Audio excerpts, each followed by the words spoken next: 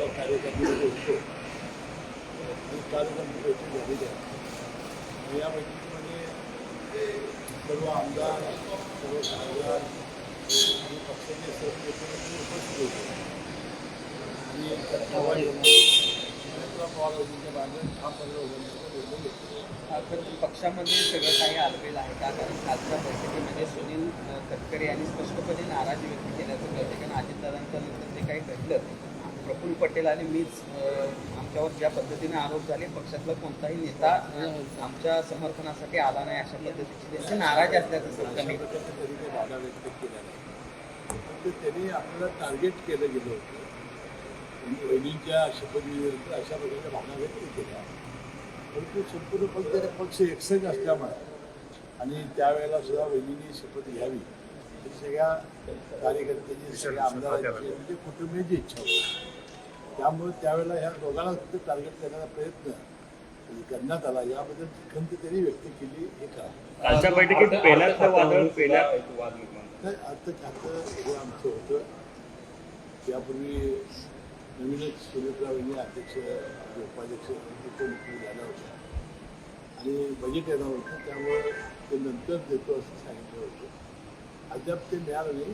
अशा प्रकारच्या भावना त्यांनी जरी व्यक्त केल्या असत्या तरी मग ते आज दिल्लीमध्ये वहिनी गेलेल्या आहेत.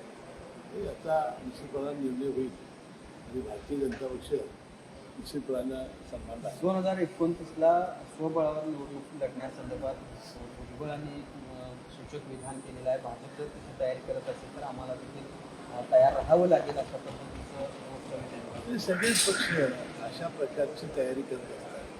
कारण ज्या ज्या वेळेला निवडणुका येतात त्या त्यावेळेला सगळ्या त्या एकोप्याने होतील असं न करता आपापली तयारी कशी करत असतात. आणि मला वाटतं की भारतीय जनता पक्ष नंतर शिवसेना शिंदे गट आणि राष्ट्रवादी हे एकत्रित लढतील. राष्ट्रवादीचं जे काही वादळ होतं किंवा वाद होता तो कालच्या बैठकीत पेल्यातलं वादळ पेलं संपले तुम्ही म्हटलं. कारण प्रफुल्ल पटेल देखील गैरहजर होते. पेल्यामधलं वादळ पेल्यामध्ये सुटलेलं आहे. भरपूर काही हे काही आपल्या कामानिमित्त गैरहजर होते. ते विधानसभेला त्यांनी लढवलं नाही, त्याच वेळा ते सिद्ध झालेलं होतं. साहेब, प्रफुल्लची टीका सभेत आली, अशा पद्धतीचं तुम्ही वक्तव्य केलेलं होतं आणि त्यानंतर काही दिवसातच निवडणुकीचा कार्यक्रम एक प्रकारे जाहीर झाला आहे. ठराव गोळा करायचा याच्या संदर्भात आता आपल्याला माहिती आहे की कच्ची आणि पक्की यादीचा कार्यक्रम जाहीर झालेला आहे.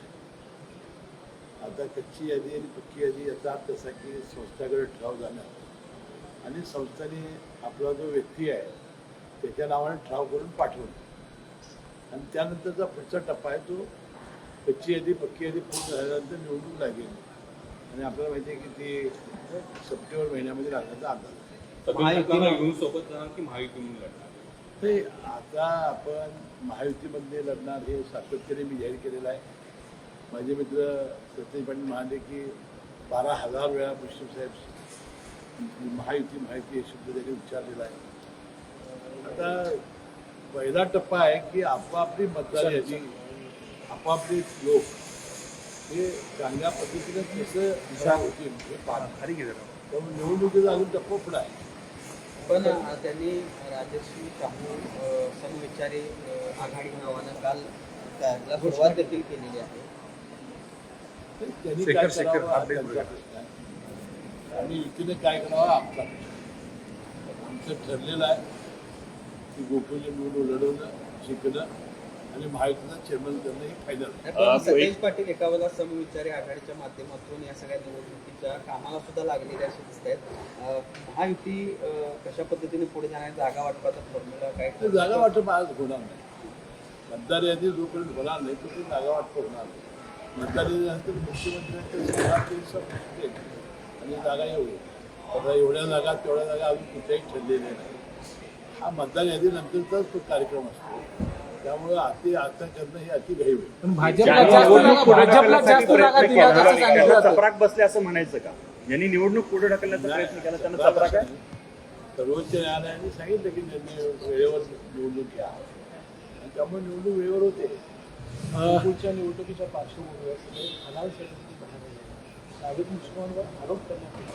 नेमकी काय पद्धत मी काल माहिती घेतली अशा पद्धतीने चुकीच्या पद्धतीने आपल्याला गोकुळला अनेक दिवसापासून अझरबैजान आणि आखाती देशामध्ये आपण दूध दोन्ही पाठवतो त्यासाठी अशा सगळ्या इंटरनॅशनल निर्यातीसाठी अशा सर्टिफिकेटची आवश्यकता असते आणि ते फार 2022 सालीच काढलेलं नवीन दुसरीकडे आत्ताच जन्म आहे कशाला हे जोडणं काय जोडणं मला अशा काढण्यामागे काय कारण असतं? तुम्ही जाऊन त्याची अट आहे ना इंटरनॅशनल तुम्ही जाऊन ते मला विचारा ना पण मग हा मुद्दा आत्ताच येण्याचं काय कारण असं आता हे बघा कोणाला काही काम नाही आता निवडणूक तर लागलेली आहे आता निवडणूक लागल्यानंतर ती निवडणूक लागणार नाही म्हणतो ते त्यांना आता अशा काहीतरी गोष्टी लागत आहे तुम्ही हे प्रशासनाला जाऊन विचारा माझ्यापेक्षा मी काल माहिती दिली घेतली म्हणून तुम्हाला बोलतो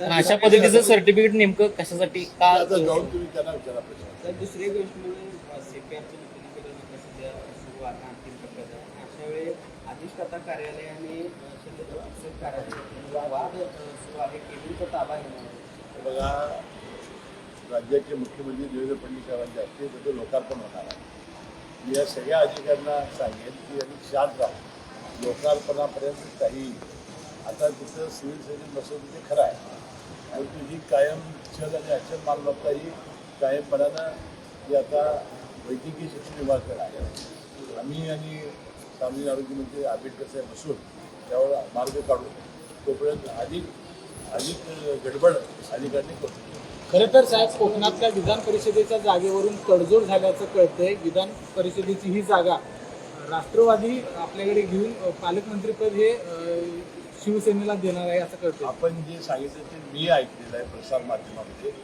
परंतु तुमची निश्चिती हे 2 दिवस पण नाही येणाऱ्या निवडणुकीमध्ये 80 जागा राष्ट्रवादीने लढवल्या पाहिजे शिवबळाला असं तर मी तुला सांगितलं ना सगळ्या निवडणुकीमध्ये आपापल्या पक्षाची तयारी करायची म्हणजे कुस्तीच्या आधी कसं काही प्रधान आपले व्यायाम करतो विद्यापीठा तसं असतं मला वाटतं की युतीमधून लढाई होती साहेब एक महत्त्वाचा प्रश्न आहे की राज्याच्या ठाण्यामध्ये खरं तर 193 एकर वन विभागाची जमीन जी आहे ती खाजगी कंपनीकडे आहे आता त्याला 2800 कोटीचा TDR द्यायला लागतो म्हणजे हा काय प्रकार असतो TDR देण्याचा काय मला माहिती नाही माहिती मी तुम्हाला सांगेन. साहेब आज मुख्यमंत्री आणि दोन्ही उपमुख्यमंत्री दिल्लीमध्ये गेलेले आहेत.